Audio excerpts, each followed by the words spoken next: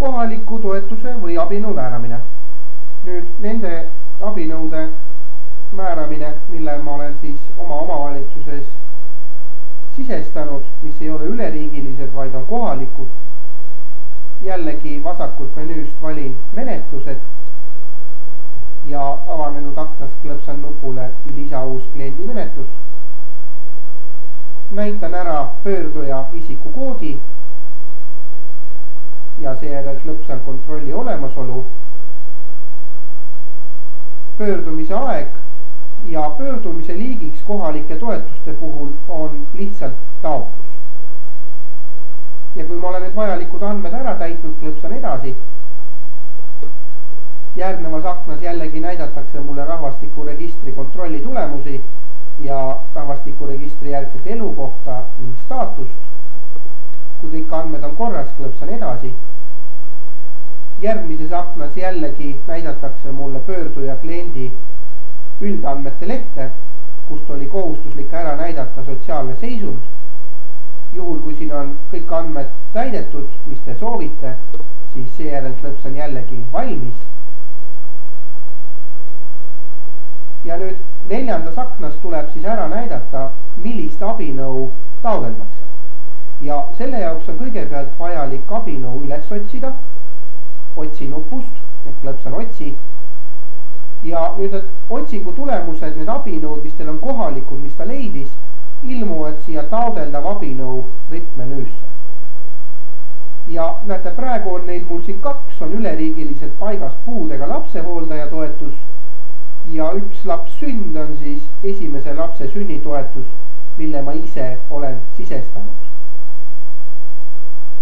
Valin abinõu ja soovi korral või võimalusel täpsustan sihtrühma. Kui abinõu kirjeldamisel oli määratud üks ainus sihtrühm, siis on see juba eelnevalt täidetud. Ja kui nüüd abinõu on siis valitud, klõpsan edasi. Järgnevas aknas veel kord näidatakse mulle leibkonna liikmeid ja siin on võimalus neid siis ka uusi lisada. On võimalus lisada uus leibkonna liige menetluse subjektina. On võimalus olemasolevaid leibkonna liikmeid eemaldada. Ja juhul, kui nüüd siin on kõik vajalikud andmed jällegi täidetud, klõpsan edasi.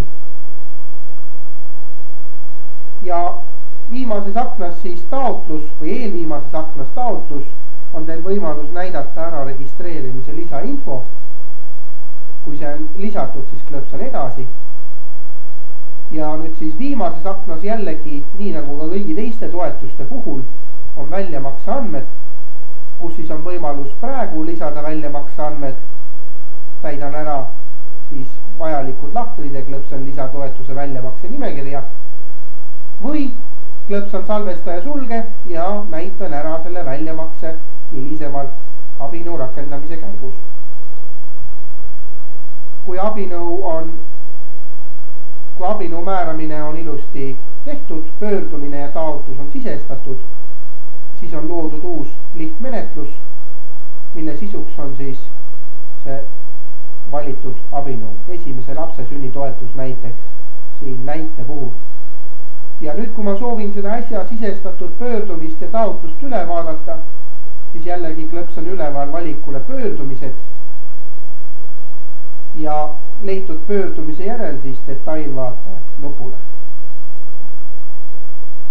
Avatakse mulle siis selle pöördumise taotluse andmed, kus ma veel kord saan siis selle pöördumise andmeid soovi korral muuta, üle vaadata, saan lisada väljamakseid, aga juhul, kui kõik on siis korras, asun abinõu rakendamise juurde ja selle jaoks klõpsan nupule uus abinõu rakendamine taotluse alusel.